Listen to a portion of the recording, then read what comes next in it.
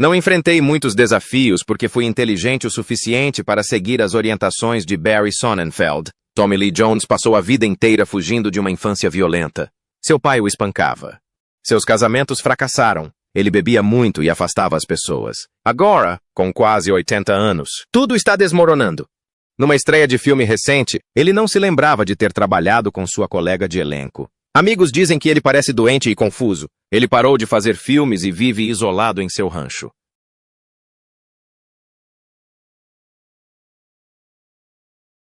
Após décadas interpretando o tipo forte e silencioso, a máscara está caindo. A verdade sobre seus tristes últimos anos finalmente está vindo à tona. Tommy Lee Jones nasceu em 15 de setembro de 1946, em uma pequena cidade do Texas chamada San Saba. Apenas cerca de 3.000 pessoas viviam lá. Sua vida familiar foi um caos desde o início. Seu pai, Clyde, trabalhava nos campos de petróleo e já havia sido vaqueiro. Sua mãe, Lucille, trabalhava como policial, professora e cabeleireira, tudo ao mesmo tempo. O casamento deles não durou. Eles se casaram e se divorciaram não uma, mas 2 vezes. As pessoas da cidade fofocavam sobre eles o tempo todo. Tommy observava seus pais discutirem, se separarem e voltarem, repetidamente. Cada vez que se separavam, a família se mudava. Eles nunca ficavam muito tempo no mesmo lugar. Os empregos de Clyde nos campos de petróleo tornavam as coisas ainda mais instáveis. Esses primeiros anos deixaram Tommy reservado e sério. Mesmo quando criança, ele reprimia suas emoções. Mas as coisas em casa eram muito piores do que as pessoas viam de fora. Seu pai tinha um temperamento violento. Quando Tommy ainda era pequeno, Clyde chegava em casa bêbado e cansado depois de turnos de 12 horas no calor. Se Tommy cometesse o menor erro, como sujar o trailer com lama, Clyde explodia e o espancava. Duro. As surras pioraram no início da década de 1950, quando os preços do petróleo caíram e Clyde ficou 6 meses sem emprego. No parque de trailers onde moravam, Midland, os vizinhos ouviam gritos e móveis quebrando tarde da noite. Tommy contou mais tarde que sua infância foi marcada por muitos abusos físicos. Ele teve que aprender a interpretar as emoções do pai apenas para sobreviver. O olhar vazio e sereno que o tornou famoso em Hollywood veio daqueles primeiros anos, quando demonstrar medo poderia piorar as coisas. Certa manhã de 1954, algo aconteceu que mudou tudo. Clyde estava trabalhando em uma plataforma de perfuração quando uma bolsa de gás explodiu repentinamente. Eram 3h47 da manhã de uma terça-feira. A bola de fogo subiu 60 metros no ar. 2 homens morreram. Equipamentos derreteram em um raio de 45 metros. Clyde sofreu queimaduras de 3º grau em 30% do corpo. Ele passou 3 meses no hospital. Tommy tinha apenas 8 anos, mas começou a fazer pequenos trabalhos para ajudar sua família a se sustentar. 5 homens foram levados para o hospital naquele dia. 2 deles morreram em 2 dias. Tommy viu seu pai gritar enquanto dormia. Aquele momento o ensinou que uma única explosão poderia destruir o mundo inteiro de uma família. Ele nunca se esqueceu disso. Devido ao casamento conturbado de seus pais e às constantes mudanças de emprego de Clyde, Tommy nunca permaneceu muito tempo em uma mesma escola. Aos 12 anos, ele já havia frequentado 7 escolas diferentes no Texas. Em cada nova cidade, Midland, Sabinal, Roton. Ele tinha que recomeçar do zero. Suas notas caíram de A para C. Na Robert E. Lee High School, em Midland, os alunos de famílias ricas o menosprezavam. Ele não tinha muita coisa, mas era grande, 1,85 m de altura e 90 quilos, e usava esse tamanho para se defender.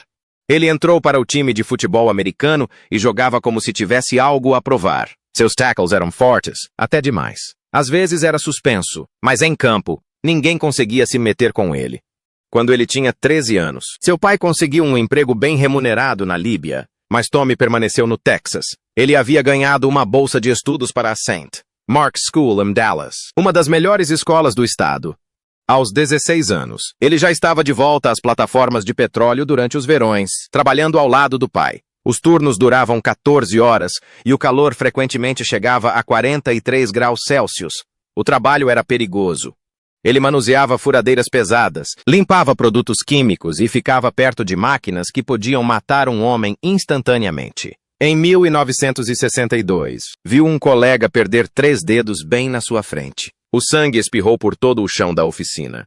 A ajuda só chegou 45 minutos depois. Naquele verão, Tommy ganhava 3,5 dólares americanos por hora. Ele perdeu 11 quilos e ficou com calos que nunca desapareceram. Certo dia, uma broca de 227 quilos se soltou e destruiu a plataforma bem ao lado dele. Quase o matou. Aqueles anos lhe ensinaram a lidar com a dor, a ter disciplina e a perseverança. Ele nunca se esqueceu do cheiro de diesel, nem da sensação de quase morrer. Em 1965, Tommy Lee Jones entrou em Harvard com uma bolsa de estudos. Seu primeiro quarto foi no Mower Hall, Beatos. Do outro lado do corredor morava Al Gore, que mais tarde se tornaria vice-presidente. Eles se tornaram colegas de quarto e moraram juntos durante os 4 anos da faculdade. Mais tarde, também moraram com Bob Somerby, que viria a administrar um site de monitoramento da mídia. Tommy e Al Gore ficavam acordados até tarde discutindo sobre livros e política. Essa amizade durou décadas. Tommy fez um discurso em apoio a Gore na Convenção Nacional Democrata de 2000. Quando Gore ganhou o Prêmio Nobel da Paz, Tommy ajudou a apresentar o concerto. Ele se formou em 1969, cum laude, em literatura inglesa. Harvard, disse ele, o ensinou a aprender. E o aprendizado, disse ele, era a essência da atuação. Em Harvard, ele também jogou futebol americano. Usava a camisa número 61. Ele tinha 1,85 metros de altura, pesava 90 quilos e jogava como guarda ofensivo no time invicto de 1968. Aquela temporada terminou em um jogo que se tornou lendário. Em 23 de novembro de 1968, Harvard enfrentou Yale. O placar estava 29-13, faltando apenas 42 segundos para o fim. Harvard marcou 2 vezes e empatou o jogo em 29-29. No dia seguinte, o jornal da universidade estampou a manchete: Harvard vence Yale por 29-29. Tommy estava em campo durante aquele milagre final. Aquele jogo foi tão famoso que se tornou um documentário em 2008. Em 2010, Tommy discursou numa exibição do filme, novamente em pé na Dunster House. Tommy também era ativo na cena teatral de Harvard. Seu papel em Coriolano chocou as pessoas pela sua crueza e intensidade. Professores e alunos falaram sobre isso por anos. Era evidente, mesmo naquela época, que ele possuía algo raro. Atuou ao lado de John Lithgow em The Ladies Not for Burning, em 1967, dando início a uma amizade que durou décadas. Quando ganhou a Medalha de Artes de Harvard em 2012, afirmou que a faculdade foi a melhor coisa que lhe aconteceu criativamente. Após se formar, mudou-se para Nova York. Sua primeira peça profissional foi A Patriot for Me, dirigida por Harold Pinter, em 1969. Nos anos seguintes, ele apareceu em Fortune and Men's Eyes, Four on a Garden, Blue Boys e Ulysses in Nighttown. Para pagar as contas, aceitou um papel fixo na novela One Life to Live, interpretando o Dr. Mark Tolan de 1971 a 1975. Seu primeiro papel no cinema foi em 1970, Come Love Story.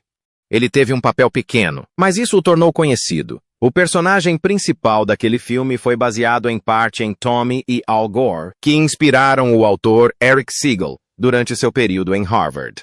O filme arrecadou mais de 130 milhões de dólares e recebeu 7 indicações ao Oscar. Em 1977, Jones estrelou The Amazing Howard Hughes, um telefilme em 2 partes que foi ao ar 1 ano após a morte de Hughes. Ele interpretou Hughes desde jovem gênio até recluso e atormentado. Alguns disseram que foi a versão mais fiel já filmada. Jones acertou em cheio na voz, nos trejeitos, em tudo. Naquele mesmo ano, ele estava em Rolling Thunder, interpretando um veterano do Vietnã quieto e ferido. Os críticos disseram que ele estava sensacional. Em 1978, ele estrelou em Os Olhos de Laura Mars, como um detetive que persegue um assassino em um mundo de fotografia de moda violenta.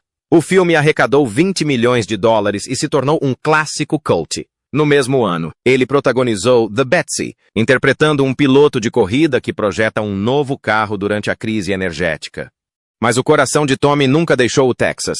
Ele construiu um rancho de polo em 55 acres em San Saba, com 48 baias para cavalos, uma arena e uma pista de exercícios. Ele doou cavalos e dinheiro para o time de polo de Harvard por mais de 15 anos. Os alunos que treinavam em seu rancho o chamavam de campo de treinamento. Ele também comprou uma fazenda de polo de 20 hectares na Flórida e a vendeu em 2013 por 26,5 5 milhões de dólares americanos. Ele não se importava com glamour. Ele jogava polo em terrenos irregulares durante períodos de seca, porque era assim que os cowboys faziam. Era assim que ele era. Quando Tommy Lee Jones interpretou Doolittle Lynn em A Filha do Mineiro em 1980, isso marcou o início de algo grandioso. O filme contou a história real da estrela da música country, Loretta Lynn, e arrecadou mais de 67 milhões de dólares nas bilheterias. Apesar de ter sido produzido com um orçamento de apenas 15 milhões de dólares, Jones recebeu sua primeira indicação ao Globo de Ouro, mas foi Sissy Spacek quem levou o Oscar de melhor atriz. O filme foi inteiramente rodado no Kentucky e no Tennessee, o que deu à história um toque de realidade. Havia cenas intensas em bares que fizeram as pessoas se perguntarem se as coisas também ficavam violentas fora das câmeras, mas ninguém jamais confirmou nada. Quase 40 anos depois, em 2019, a Biblioteca do Congresso escolheu o filme para o Registro Nacional de Filmes, afirmando que ele era importante para a cultura e a história americanas. Então, em 1983, Tommy interpretou um de seus papéis mais sombrios até então. Ele se tornou Gary Gilmore em The Executioner's Song, um filme para TV arrepiante baseado na história real de um homem que matou 2 pessoas e insistiu em ser executado. Jones ganhou o Emmy por esse papel. O filme tem 4 horas de duração e foi escrito por Norman Mailer, que também escreveu o livro.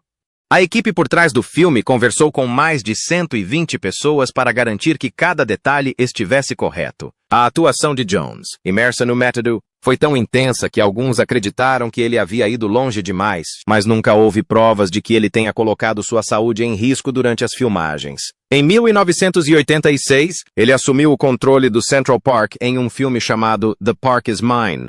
Ele interpretou um veterano do Vietnã que transformou o parque em uma zona de guerra para mostrar o quão mal os veteranos eram tratados. Seu amigo havia deixado armas e planos para trás antes de morrer, e o personagem de Jones usou tudo isso para reforçar seu ponto de vista. A história parecia saída de um filme do Rambo, com cenas de ação e uma trilha sonora do Tangerine Dream. Houve grandes explosões, mas não há relatos de feridos no set de filmagem. Em 1995, ele dirigiu e estrelou The Good Old Boys, um faroeste feito para a TV. Não foi apenas mais um papel para ele. Foi lá que ele conheceu Dawn Laurel, a mulher com quem acabaria se casando. Na época, ele tinha 49 anos e ainda era casado com outra pessoa, enquanto Dawn tinha 31 e trabalhava como assistente de câmera. Eles começaram a namorar durante as filmagens e se casaram em 19 de março de 2001, no Texas. Alguns críticos acharam que o filme era um projeto de vaidade exagerado e circularam rumores de que o orçamento havia sido ultrapassado em $500 mil, mas nada foi confirmado. No filme, lançado em 1989, Jones interpretava um prisioneiro e assassino envolvido em uma trama da Guerra Fria. O momento foi inoportuno, pois apenas 3 meses depois, o Muro de Berlim caiu e de repente toda a premissa pareceu ultrapassada. Ele trabalhou ao lado de Gene Hackman e filmou cenas em condições adversas, mas, embora alguns tenham dito que o clima era congelante e difícil, não houve relatos oficiais de ferimentos ou de que o treinamento linguístico o tenha levado ao limite. Sua grande vitória no Oscar veio em 1993 com O Fugitivo. Ele interpretou o delegado federal Samuel Girard e venceu Leonardo DiCaprio e outros na categoria de melhor ator coadjuvante. O filme arrecadou quase 370 milhões de dólares em todo o mundo. Mas o mais chocante não foi a atuação dele. Foi o que aconteceu com Harrison Ford. Ford rompeu o ligamento cruzado anterior durante uma perseguição na floresta e continuou filmando sem avisar ninguém. Ele chegou a ter uma hérnia de disco e mesmo assim fez suas próprias cenas de ação. Aquela famosa cena do salto teve que ser refeita por causa de uma falha nos efeitos pirotécnicos, e Ford sentia muita dor todas as vezes. Em 1994, Jones se soltou em Assassinos por Natureza. Ele interpretou um diretor de prisão completamente insano, tão exagerado que o diretor Oliver Stone teve que lutar com a MPAA para evitar a classificação NC-17. A atuação foi repleta de discursos improvisados e os chefões do estúdio ficaram furiosos. Stone teve que cortar cena após cena, até finalmente conseguirem a classificação R em 26 de agosto de 1994. Mais tarde, o filme foi culpado por inspirar violência na vida real e foi considerado um dos filmes mais controversos de todos os tempos.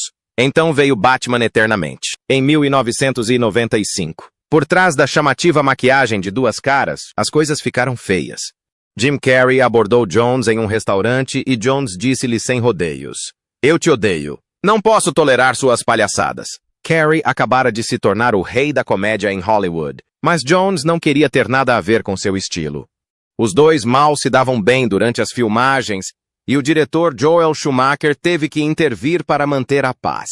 Carrey disse mais tarde que o encontro pareceu estranhamente pessoal, mas muito real. Em Homens de Preto, lançado em 1997, Jones retornou à comédia e à ação, mas não sem caos. Ele vivia quebrando adereços e ferindo assistentes de câmera sem querer. O diretor Barry Sonnenfeld disse que tiveram que tirar o neuralizador das mãos dele até o último segundo. Ele também fazia efeitos sonoros estranhos enquanto fingia filmar, arruinando tomadas sem nem perceber. E durante uma cena em uma carcaça de carro a 4,5 metros de altura, Will Smith soltou um pum tão horrível que Jones quase desmaiou. Mesmo assim, o filme arrecadou quase 590 milhões de dólares e deu início a toda uma franquia. Em Double Jeopardy, de 1999, Jones insistiu em fazer todas as suas próprias cenas de ação em um rio congelado. Ele havia treinado com o FBI para o papel e não queria um dublê, mesmo tendo 56 anos na época. Durante uma cena, ele ficou preso debaixo d'água e quase se afogou. A equipe teve que resgatá-lo. O filme ainda arrecadou 177 milhões de dólares americanos, mas foi por pouco. Em 2005, Jones fez Os Três Enterros de Melquiades Estrada, que ele também dirigiu. Era um filme sério inspirado no assassinato real de um adolescente perto da fronteira. Jones levou 2 anos para se preparar, aprendeu espanhol e trabalhou em estreita colaboração com o roteirista Guillermo Arriaga, que ganhou o prêmio de melhor roteiro em Cannes. Jones também ganhou o prêmio de melhor ator lá. Mesmo tendo arrecadado menos de 10 milhões de dólares, o filme mostrou o quanto Jones se importava com a arte em vez dos números de bilheteria.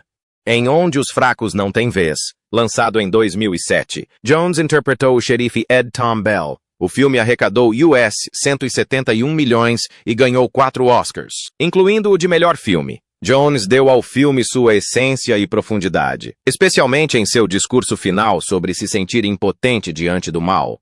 Os irmãos Coen escreveram o papel especialmente para ele, sabendo que ele conseguia dizer mais com o silêncio do que a maioria com palavras. Em 2010, ele interpretava um executivo em The Company Man, um drama sobre a perda de empregos durante a crise financeira de 2008. O personagem de Jones havia construído a empresa do zero e agora tinha que assistir à demissão de funcionários leais. Ele entregou performances emocionantes que refletiam o que pessoas reais estavam passando na época. O filme teve um orçamento de 15 milhões de dólares e foi filmado durante um período de grande incerteza econômica. M. Lincoln, de 2012, Jones interpretou Thaddeus Stevens, usando uma grande peruca preta falsa, porque o verdadeiro Stevens tinha alopecia. Jones também queria raspar as sobrancelhas, mas Spielberg não permitiu. Jones fez discursos inflamados e estudou a vida de Stevens durante meses. Suas cenas sobre o fim da escravidão estão entre os momentos mais impactantes do filme. Em 2014, ele voltou a dirigir e estrelar em The Homesman. Ele e Hilary Swank interpretaram 2 homens que transportavam mulheres com problemas mentais através de terras fronteiriças perigosas. O filme mostrou a brutalidade da vida pioneira e abordou temas como doenças mentais de uma maneira incomum para os faroestes. O filme teve um orçamento de 16 milhões de dólares e foi filmado no clima rigoroso do Novo México, com cavalos de verdade e ventos fortes. Em Jason Bourne, 2016, Jones interpretou o diretor da CIA, Dewey, que ordenou a morte do pai de Bourne. O filme arrecadou 415 milhões de dólares, mas os críticos disseram que Jones parecia exausto. O roteiro passou por muitas reescritas, e alguns achavam que ele simplesmente não queria estar ali. Um crítico chegou a brincar que seu rosto parecia o Grand Canyon, 1 ano depois. Ele interpretou um jornalista de verdade em Shock and Awe, um filme sobre repórteres que questionaram as alegações do governo americano antes da Guerra do Iraque. O filme mostrou como esses jornalistas foram os únicos que acertaram a reportagem. Jones interpretou Joe Galloway, e os jornalistas reais ajudaram a guiar o filme para que ele fosse preciso. Eles estavam até mesmo no set durante as filmagens. Em Ad Astra, de 2019, Jones interpretou o pai desaparecido de Brad Pitt, um astronauta que sumiu perto de Netuno. O filme tentou ser o mais realista possível, utilizando treinamento em gravidade zero e efeitos práticos. Pitt passou por um treinamento que causava náuseas, enquanto Jones permaneceu mais em segundo plano. O filme arrecadou US 135 milhões e foi indicado ao prêmio de melhor mixagem de som. Em Wonder 2020, ele interpretou um teórico da conspiração que co-apresentava um podcast com um investigador paranoico. O filme abordou temas como o MKUltra, vigilância de fronteiras e implantes de chips. O filme recebeu uma nota baixa de 4,9 de 10, de mais de 10 mil usuários do IMDb, mas Jones ainda assim deu peso às suas cenas. E em 2023, algo estranho aconteceu na estreia de Finest Kind. Jones estava ao lado de Jenna Ortega e perguntou a ela se eles tinham cenas juntos. Ela teve que gentilmente lembrá-lo de que sim.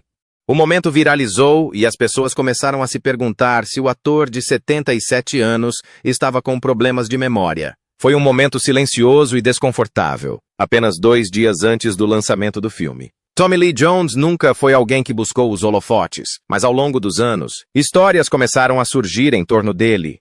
Algumas eram verdadeiras, outras eram meias-verdades sussurradas, e outras ninguém conseguia confirmar. Um dos maiores rumores na internet era que ele teria recusado papéis em Pulp Fiction e Um Sonho de Liberdade. Mas, ao investigar a fundo, não há provas concretas. Tom Hanks recusou o papel em Um Sonho de Liberdade porque estava ocupado com Forrest Gump, e Tim Robbins ficou com o papel. E Pulp Fiction teve atores como Michael Madsen e Lawrence Fishburne que recusaram papéis importantes. Mas Tommy Lee Jones, ele nunca esteve oficialmente ligado a nenhum dos 2 filmes, não importa o que digam na internet. Houve também a alegação de que ele teria dado um soco em um dublê no set de filmagem de Under Siege e que precisou fazer um acordo extrajudicial de $100 mil americanos. Mas, novamente, não há registros que comprovem esse fato. Under Siege foi lançado em 1992. Foi um grande sucesso e tornou Steven Seagal ainda mais famoso. Tommy Lee Jones também estava no filme, intenso como sempre. Mas o suposto soco e o pagamento simplesmente não constam em nenhum dos registros oficiais. Pessoas próximas à produção nunca mencionaram nada parecido. O filme foi rodado, finalizado e lançado sem problemas conhecidos. Outro boato dizia que Samuel L. Jackson quase abandonou as filmagens de The Sunset Limited por causa de um desentendimento com Jones. Esse filme foi lançado em 2011. Era pequeno, intimista e contava apenas com 2 atores, Jones e Jackson, sentados em uma sala conversando sobre a vida e a morte. Jones dirigiu o filme. Algumas pessoas na internet afirmaram que Jackson queria desistir por divergências criativas, mas entrevistas da época contam uma história diferente. Jackson disse mais tarde que foi um de seus papéis mais exigentes, não por causa de qualquer drama, mas por causa dos profundos temas filosóficos do roteiro. Os 2 se respeitavam. Não houve desentendimentos, nem brigas. Circulou uma história estranha sobre como Jones teria quebrado o braço, jogando polo no início dos anos 2000, o que teria atrasado as filmagens de Homens de Preto 2 e Ladra 2.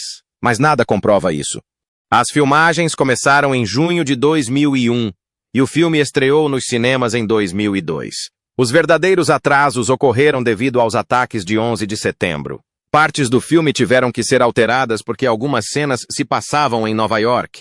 Não teve nada a ver com polo. Embora Jones tenha sofrido algumas lesões jogando polo, incluindo uma queda feia em 1998 que o deixou inconsciente, nenhuma dessas lesões atrasou seu trabalho em Homens de Preto. Mas uma história real aconteceu no set de Black Moon Rising em 1986. Naquela época, Jones bebia muito. Linda Hamilton, que atuou ao lado dele, disse mais tarde que odiava trabalhar com ele por causa disso. Ela não se conteve. Ela disse que a bebida dele afetava tudo. Jones nunca falou publicamente sobre o que o levava a beber durante aqueles anos. Ele manteve essa parte da sua vida em segredo, mas as pessoas no set de filmagem viam os efeitos. Ele tinha apenas 40 anos na época e ainda estava tentando consolidar sua carreira no cinema. Foi um momento difícil para ele, tanto pessoal quanto profissionalmente. A vida pessoal de Jones também teve seus momentos turbulentos. Ele se casou com Kate Lardner na véspera de Ano Novo de 1971. Ela era neta do famoso escritor Ring Lardner. Ela tinha 2 filhos de um casamento anterior e abdicou de sua própria carreira de atriz para apoiar Tommy. Mas em 1978, tudo desmoronou. Os documentos do divórcio, apresentados em 9 de fevereiro, afirmavam que ele estava obcecado demais com o trabalho. Kate disse que ele quase não passava tempo com a família. O casamento durou pouco mais de 6 anos. Após a separação, Kate começou a reconstruir sua carreira e acabou se tornando editora de som no mundo do cinema. Ele se casou novamente em 1981, desta vez com Kimberly Clofley, uma fotógrafa que conheceu durante as filmagens de Backroads. Eles tiveram 2 filhos. Austin nasceu em 1982 e Victoria em 1991. Mas durante as filmagens de O Fugitivo, em 1993, começaram a circular rumores. Corria o boato de um caso extraconjugal nos bastidores. A situação piorou no ano seguinte, durante as filmagens de Blue Sky, quando tabloides afirmaram que ele se envolveu com Jessica Lange. Kimberly entrou com o pedido de divórcio em 1996. O tribunal concedeu a ela a guarda total dos filhos, uma grande indenização financeira e pensão alimentícia contínua. O que chocou as pessoas foi a comoção de Jones durante as negociações da guarda. Ele não queria perder o contato com os filhos. O casamento durou quase 15 anos. Ele conheceu Dawn Laurel em 1995 durante as filmagens de The Good Old Boys. Ela trabalhava atrás das câmeras e eles se deram bem imediatamente. Na época, ele ainda era casado, mas o relacionamento já estava chegando ao fim. Eles apareceram juntos em público como um casal por volta de 1998. Então, em 19 de março de 2001, casaram-se discretamente no Texas. A irmã dela chegou a projetar parte do rancho para elas, mas, em 2024, algo mudou. Rumores online diziam que Dawn havia sido diagnosticada com algo sério. Nada foi confirmado, mas Jones repentinamente se afastou do trabalho. Aos 78 anos, ele teria dito a amigos próximos que queria ficar perto de Dawn em seu rancho de 1.200 hectares no Texas. Esse rancho não era sua única propriedade. Em 2002, ele comprou um rancho de polo de 22 hectares em San Saba, com 48 baias para cavalos e um campo de nível profissional. Mas um incidente terrível aconteceu em 2010, quando um hóspede ficou gravemente ferido durante uma partida de polo e o processou em 2,3 milhões de dólares americanos. O hóspede alegou condições inseguras e maus tratos aos cavalos. Jones reagiu. O tribunal decidiu a seu favor, afirmando que o polo era um esporte arriscado por natureza. Mesmo assim, ele teve que pagar mais de 400 mil dólares em honorários advocatícios. Em 1998, em um rancho diferente perto de Houston, ele passou por um momento assustador quando um cavalo tropeçou e o derrubou. O cavalo pisou nele. Ele desmaiou e foi levado às pressas para o hospital. 2 dias depois, ele estava de volta, assistindo ao seu time da lateral do campo. Quanto aos filhos, ele os mantém longe dos holofotes. Austin atuou uma vez, interpretando um tocador de banjo no filme de Jones de 2014, The Homesman. Ele também trabalhou nos bastidores da trilha sonora. Depois disso, deixou a atuação e se dedicou integralmente à música. Seus álbuns Dead Calm, em 2022, e At the Polo Club, em 2023, foram lançados por uma pequena gravadora chamada Perpetual Doom. Ele também compôs músicas para filmes como Frontera e Metamorphosis Junior Year. Victoria também teve alguns papéis pequenos. Ela apareceu em Homens de Preto 2 quando tinha apenas 11 anos e mais tarde em Os 3 Enterros de Melquiades Estrada. Em certo momento, Jones chegou a demiti-la de um set de filmagem por ela não ter comparecido no horário. A equipe teve que intervir e acalmar os ânimos. Em dezembro de 2023, as pessoas começaram a se preocupar.